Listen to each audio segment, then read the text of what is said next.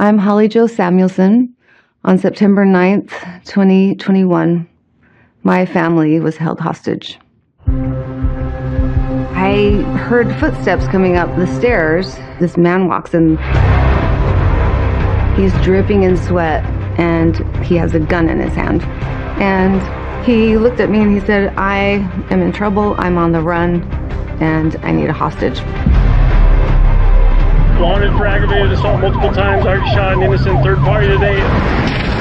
Good spike, southbound Shepherd. We didn't know where the suspect was. He literally could have been hiding anywhere. I walked in and I heard my mom be like, "It's okay, Pipes, it's okay." She then realized there's a man on the run and he's in her house. And I just thought, I need to get her away from this man.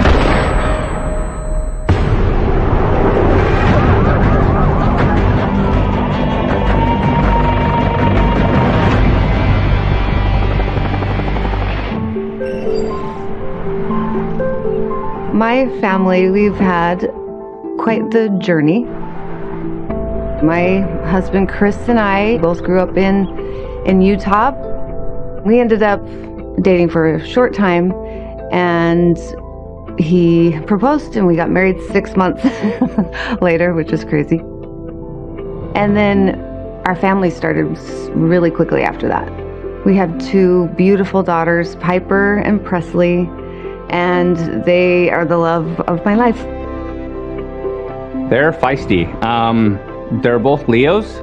They know what they want and they get after it. Piper's always kind of taking care of Presley because she's the older one. In 2021, the girls were 20 and 16.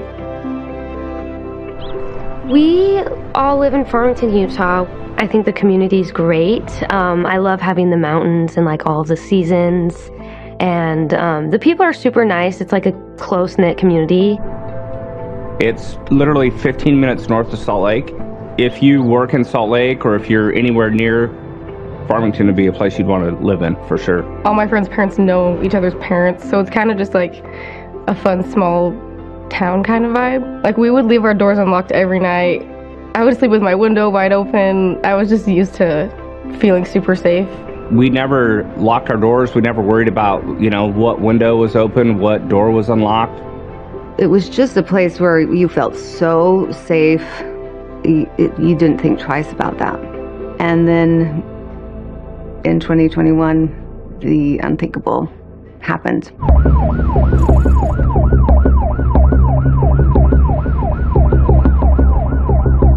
My name's Mike Sheldon. I work for the Bountiful Police Department, a neighboring jurisdiction to where the Samuelsons live. I'm a sergeant there. I've been the team leader for the South Davis Metro SWAT tactical team for going on 7 years now. One of the greatest things about being a police officer is that no day is ever the same. On the night of the incident, our communications contacted me over the radio, letting me know that there was a vehicle pursuit headed our way. Known suspect, Joseph Manhard. Wanted for aggravated assault multiple times, already shot an innocent third party today, evading, rammed a police officer vehicle, is wanted out of Layton for aggravated kidnapping. We needed to try to get into position to deploy spikes or whatever other technology we needed to. Good spikes, southbound Shepherd. 80 miles an hour, need to obey. You see the brakes, we're going to stop here. I need a unit.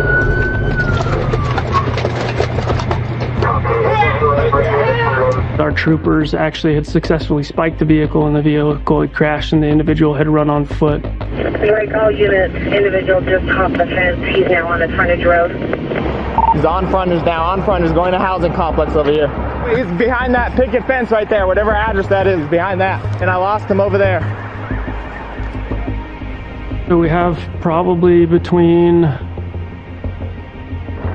40 and 50 finished houses that this individual could possibly get in. He could get in a vacant house. He could get in one of the houses that were under construction. He literally could have been hiding anywhere in that 1.5 square mile area.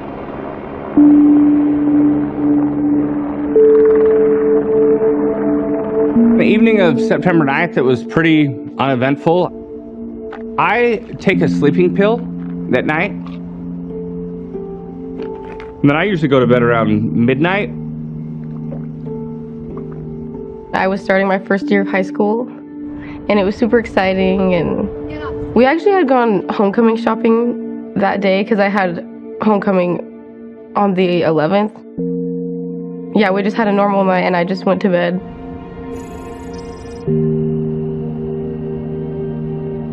Pipes, we call her Pipes. We are insomniacs, so I guess we go to bed in the morning. So.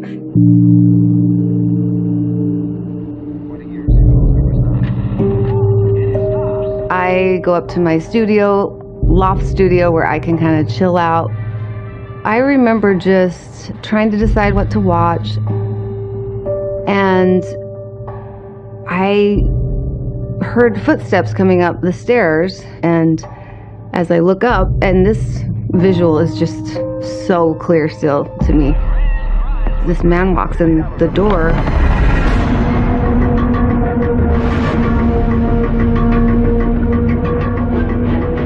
He's dripping in sweat, and he has a gun in his hand. I was just in shock, and I just remember looking at him, and I said, please don't kill me, I'm a mom. And he looked at me and he said, I am in trouble, I'm on the run, and I need a place to go, and I need a hostage.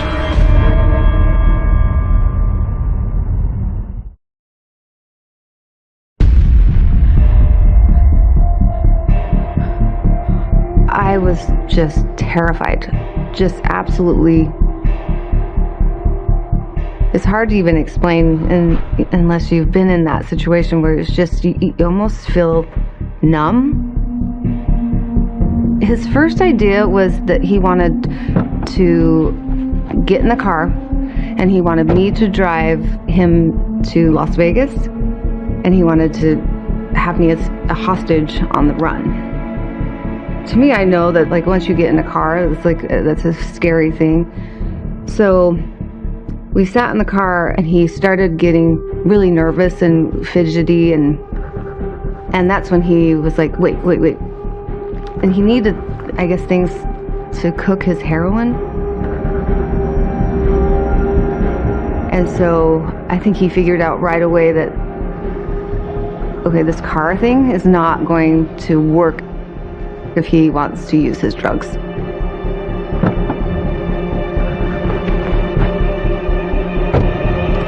So he ended up going back in the mudroom right inside of our garage. I had my phone with me, and I was trying to think of how I can call 911. And I remember reaching back to the light and trying to flicker it, to just do anything to make some sort of sign, and I just couldn't. He had that gun so close to me. He told me he had two personalities.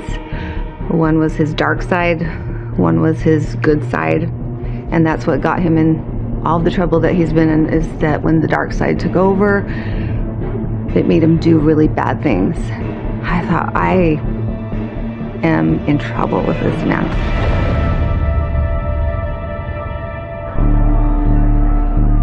We had no idea that there was a hostage situation going on. I wanted to first utilize a helicopter before we pushed any bodies in. The helicopter's equipped with infrared and FLIR and has the ability to see at night. All units, I'm gonna set containment. We're gonna wait for the helicopter. All units, hold your positions. We didn't know where the suspect was. Within a few minutes, we had 60 cops flooding that area. So I knew that suspect was somewhere within our containment area. If we have to do a yard-to-yard, we'll call out North Davis SWAT and South Davis SWAT.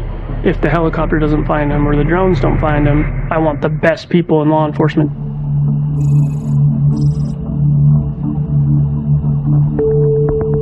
He started asking me who was where.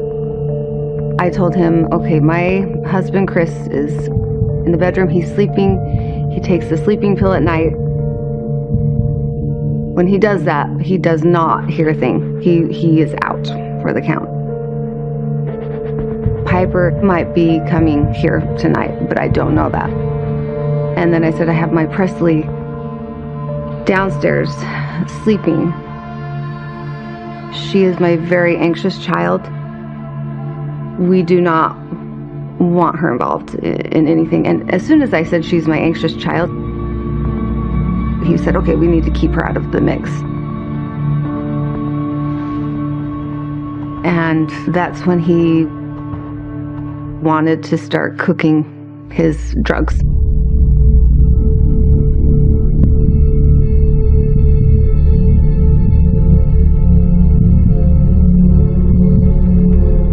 He was obviously just not mentally okay.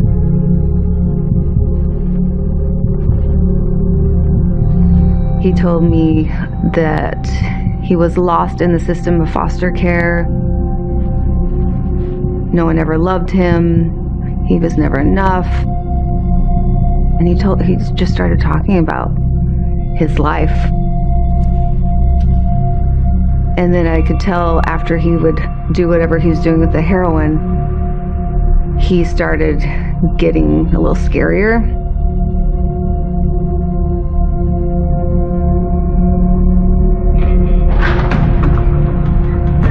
And I hear the garage. And my heart just absolutely sank because I knew Piper was coming home.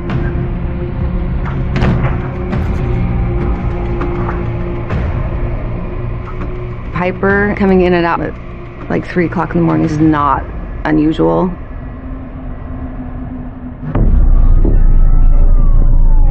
In my neighborhood, there was a ton of police, and I actually got stopped by one of the cops before pulling into my driveway, and they're like, there's a guy that we just like spiked on the freeway. He's just like somewhere in the area, so we're just keeping an eye out. I walked in and I heard my mom be like, it's okay, Pipes, it's okay. She saw the gun in his hand and she looked at me, and she then realized there's a man on the run and he's in her house.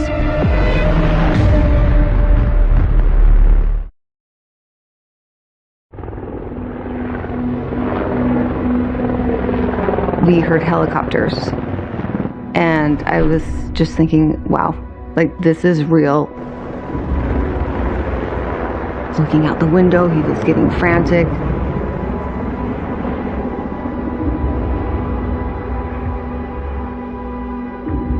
But then he needed to get his boost again.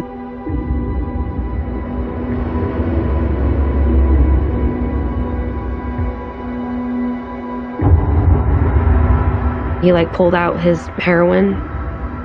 It was really scary.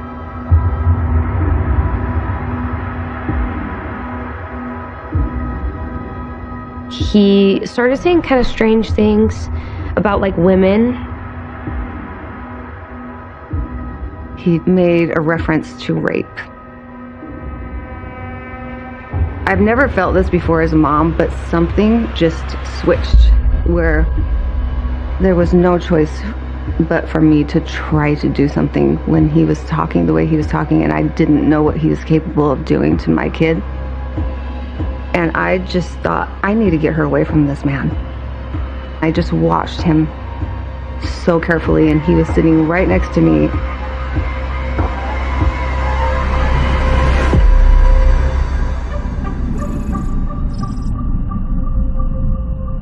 He started nodding off. And he, for the one moment of the entire night, he didn't have the gun in his hand. He kind of caught himself. It was like, oh, I'm kind of nodding off here. And Piper looked at me like she had the same idea. And I was like, this is my job. And he stood up.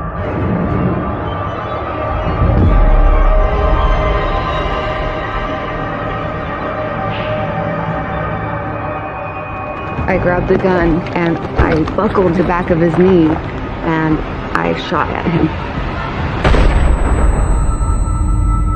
I missed.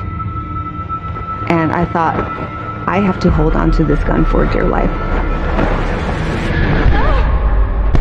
He just started beating on my head and beating on my arms.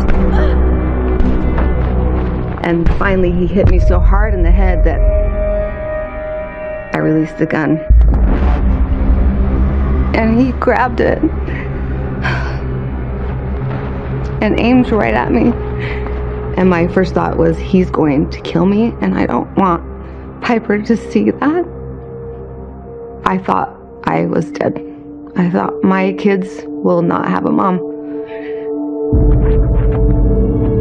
So I ran in the bathroom and used the door to hopefully be a barrier for that bullet. And then I heard a click, and the gun did not go off.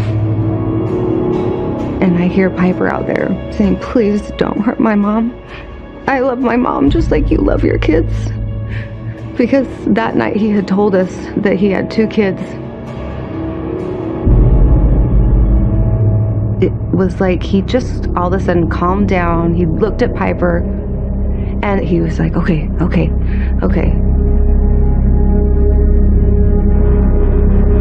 So it took me a second to regain my composure. I was just shaking like a leaf. Thank goodness it didn't end up any other way.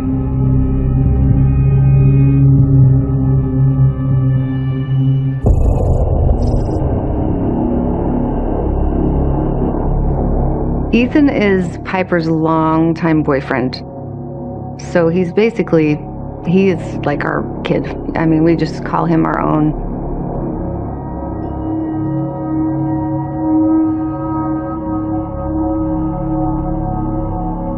After all that happened, Ethan started calling me and my phone started buzzing.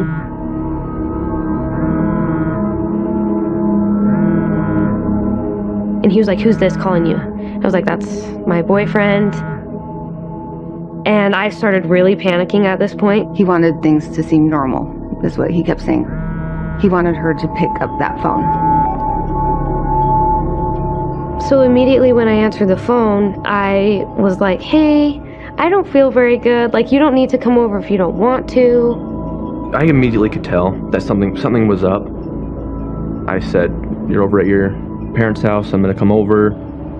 Closer to their house, I saw police everywhere. And so I called her and I was like, hey, what's going on? You know what's going on? I think she might have said that there's some guy that they're trying to find, something like that. But I was like, oh yeah, this is crazy. You know, of course, not knowing what was going on the other side of the phone.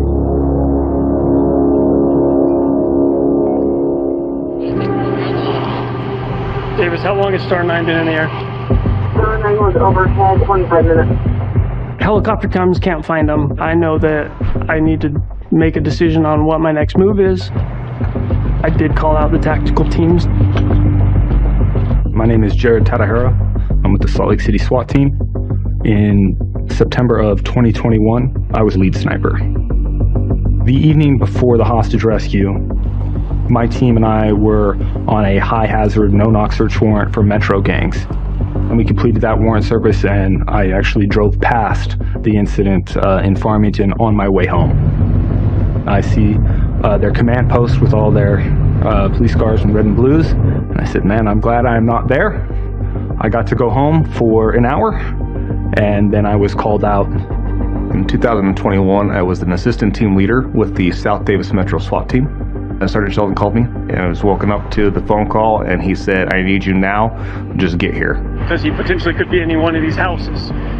He could be taking people hostage. He could have broken in and it's unoccupied. I knew the next most probable thing was that he got into somebody's house and there could possibly be a hostage situation. This guy's desperate, dude. I wouldn't be shocked if he got into someone's house. Yeah, I wouldn't either.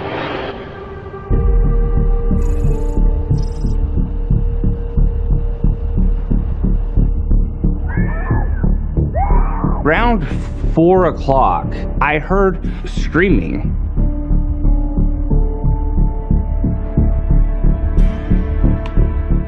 Bear in mind that I had just taken this pill and I'm still like kind of out of it. Then I heard more screaming. So I was like, something's weird, something's going on.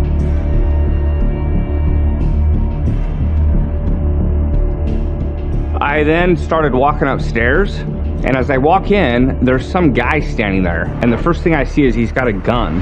And so I kind of like looked at him, and then I looked at Holly, and she looked scared, like completely scared. And so I looked at him and I'm like, who the f are you, and why are you in my house?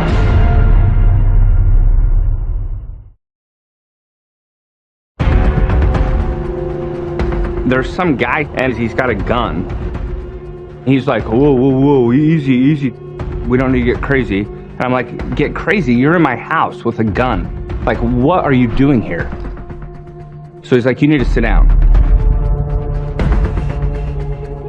So I just sat there and I was trying to process, you know? It's kind of like you just got hit with a bat and you're just like, I don't even know what's happening right now.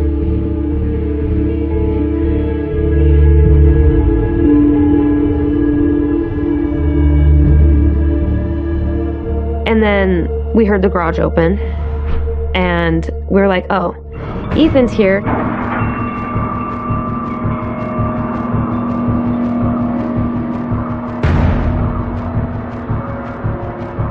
Opened up the garage, walked in, and first thing I saw was a gun, and right at my stomach.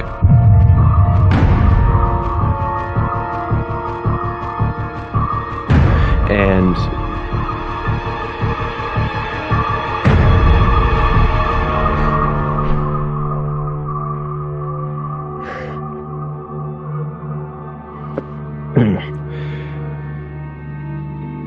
seeing them lined up against the wall. Oh, it was so horrible. It was so scary. And the looks that they were giving me it was just like, it was insane.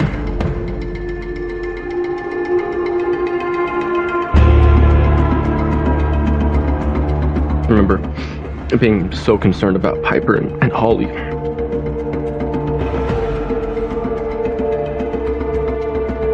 He was talking about ending it for himself in the bathroom.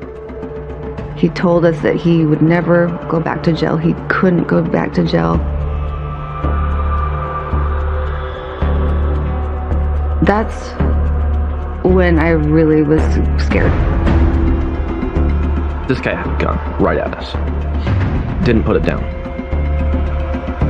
And he was walking behind us. We were all sitting on the couch, and he would just walk behind us.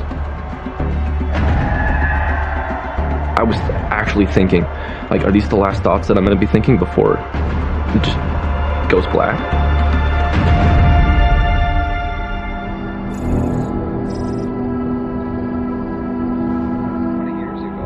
The entire time, he made us watch a movie. He thought the cops were like scanning the house with infrared cameras or whatever, and so he's like, I want all you guys to be like you're sitting on a couch watching a movie. Holly had told him that I had to go to work, and then he's like, you got to get ready to go to work, because he thought that seemed normal. First of all, I'm like, I'm not leaving.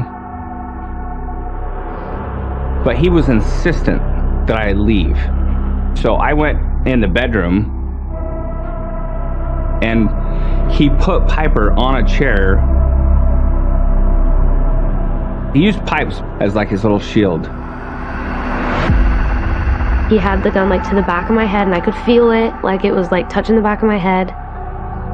And I was mostly in that moment really angry, because my dad is like a very protective person, and to put him in that situation where he can't do anything about it, I was just like, that is such a cruel, evil thing to do to someone's parents.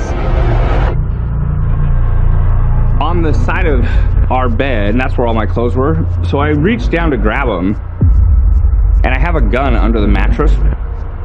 She could tell what I was thinking, because she knew there was a gun there also, and she just kind of looked at me like, don't.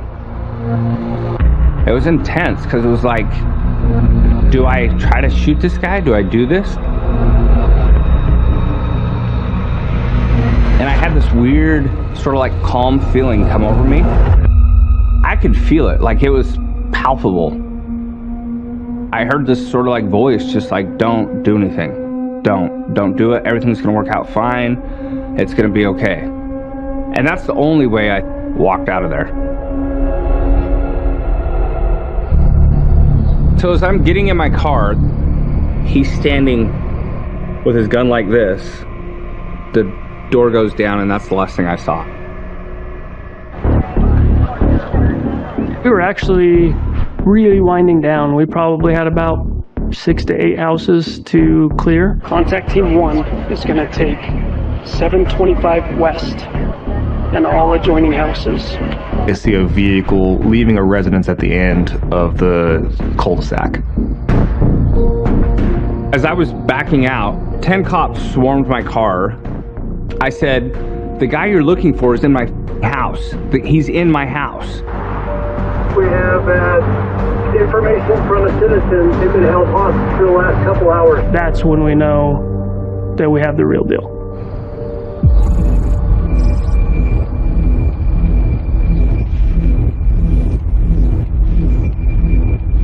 I got up like normal.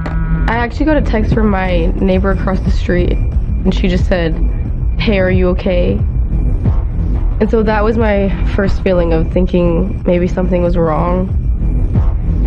I kind of just tried to listen to what I could hear upstairs, and I heard footsteps. And I walked up my stairs, and then I saw a man that I didn't know standing there with a gun, and his back was facing me. It was probably the scariest thing I've ever felt, the most fear I've ever felt. He didn't see me, luckily, and I ran down my stairs. He heard like some movement, and when he was like, "I think your daughter's awake, we need to go look down there." And he was nervous that it was either her being awake or that police were starting to come into the house. And I was terrified. I was literally terrified. I was like, if we see Presley and we go into her room with some random man with a gun to the back of us, she's going to lose her mind. He had Piper and Ethan and I start looking around. We went downstairs, and Piper and I looked at each other, and we were just, please let some sort of miracle happen again. And we get to Presley's bedroom, and the door's shut. And we open the door.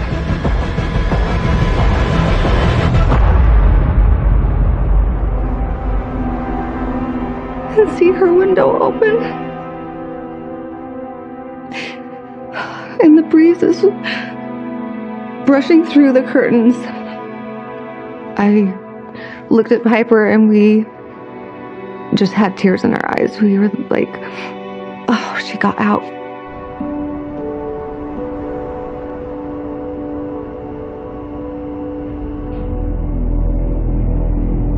When Joe saw that she was out, Piper and I instantly said, oh, do you know what? She does this all the time. She sneaks out. She probably did that last night and we didn't even know it. He was just easy to kind of fool in some ways. I ran out my bedroom window into my front yard. It was pitch black, and then I just felt someone grab me.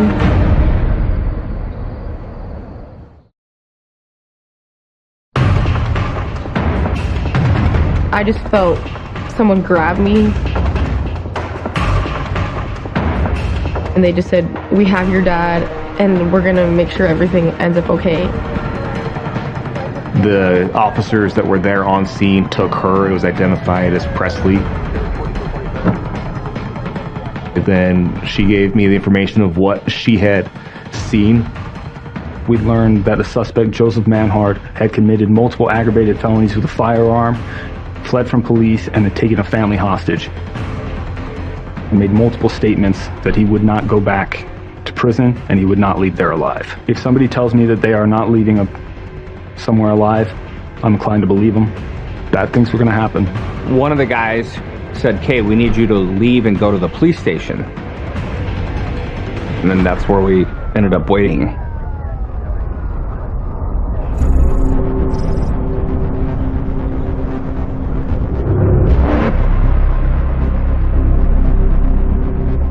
After Presley got out, the police started calling us on all of our phones.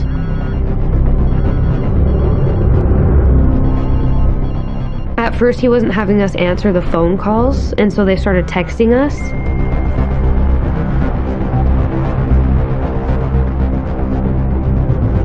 So now Joe is really getting frantic. He's getting scared. He was like, I'm just gonna have Ethan deal with them. Ethan was the one that would talk to them, and Joe would tell him exactly what to say. You know, he'd say, we're not in any trouble, we're fine, you know, and it just went back and forth. Negotiations are on the on speakerphone, but it sounds like the suspect is just listening in. He just instantly kind of took a liking to Ethan. Ethan has a very calm energy. He kind of wanted Ethan to take over those conversations with the negotiators. We're getting a lot of different information from the Samuelsons. Luckily, a negotiator got Ethan on the phone with the suspect away from him. Ethan was able to answer one of like the most critical questions that they had asked us on the call, honestly, without Joe hearing him. They asked me, are you free to leave? And I told them, no. She said, we are not free to leave. This guy is going to hurt us. There was no moment of any sort of relief. It was just, what is going to happen next? Joe actually ended up calling his brother and talking to him, and he said, I'm in big trouble. I'm in big trouble.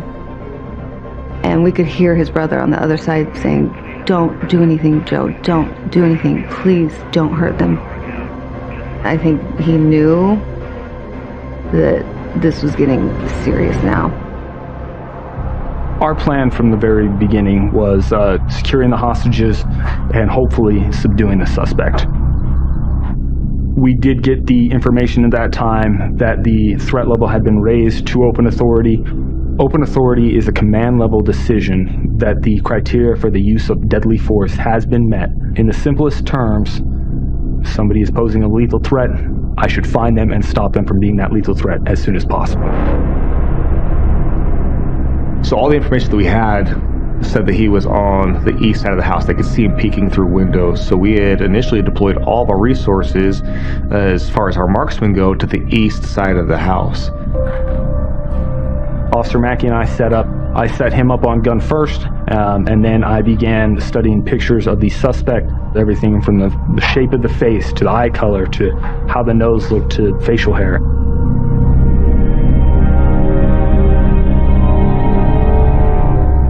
Suspect says, all right, I'm going to bring everybody to the front door to show you that they're all okay. Suspect says they are not surrendering. They're just going to come out. He's going to show everyone the hostages to let them know that everyone's okay.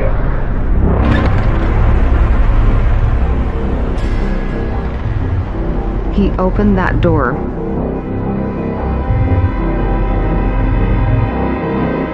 And I was thinking, as soon as that door opens, there are going to be guys out there trying to work with him to get him to come out. It was just silent. There was no one there. We could see a little bit of the east side of the home. Front door's on the west side. We were really sniper heavy on the east side, and we didn't have the front door covered. So that was a mistake on my part. Nobody could see the door. We missed our opportunity.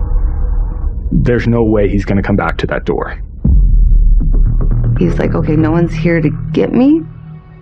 That door shut, and we just were in shock, because now what? We sprinted out of that home and down the street, and we were able to make it over a fence, and so we were able to see our front door and still be fairly concealed. I looked at the lead negotiator and I said, he's going to do that again, and it'll be the last thing that he ever does.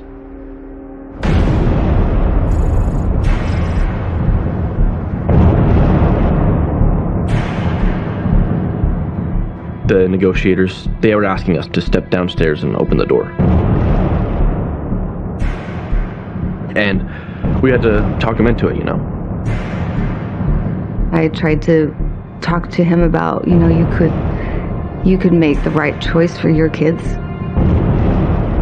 They could see you finally make a good choice.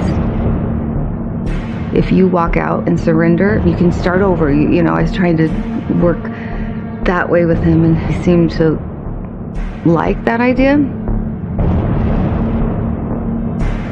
So when they made him come to the door for the second time, he gave me a look that I will not ever forget.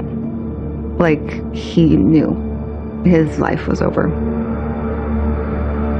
But I did not ever even think that what happened would happen.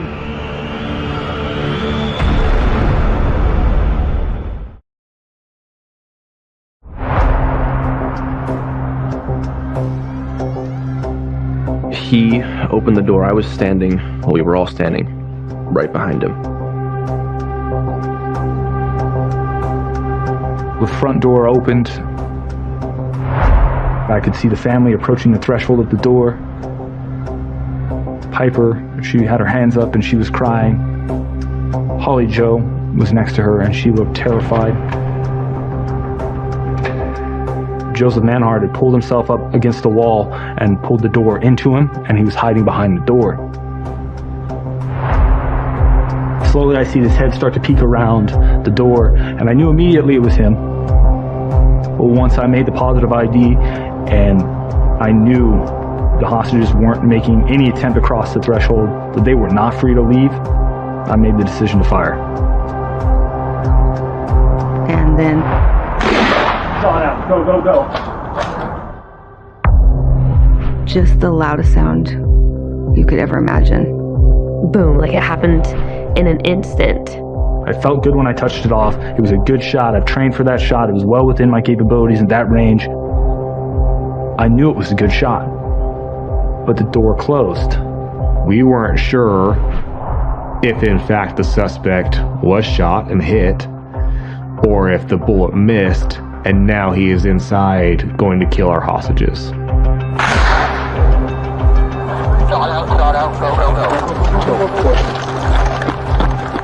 I just remember coming out of the command post and just pacing and pacing. I need some confirmation that the Samuelsons are okay. I blacked out. Came to just to see him folding and falling. And I just screamed. I was covered in his blood. My mom was. Ethan got hit with the shrapnel.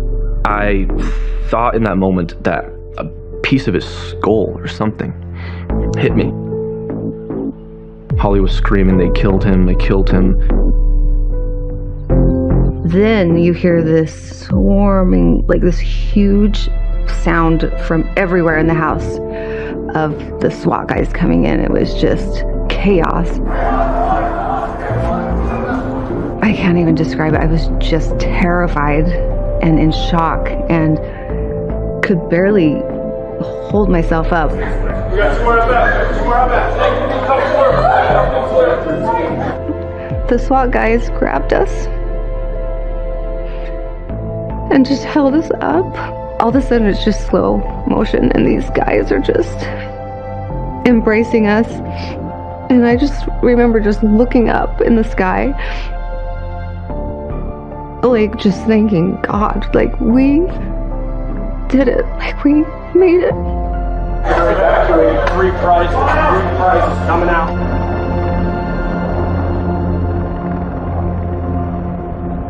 Finally, over the radio, somebody said the hostages are secure. The confirmation is great, and just a flood of emotions happened.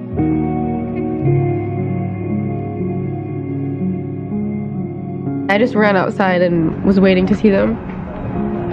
And I went to hug my sister because she just looked so...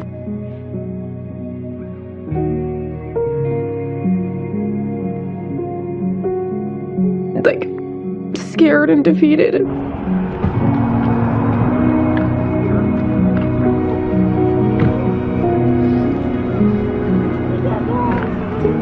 And they were just like all out in the front with like open arms waiting for us to like hug them.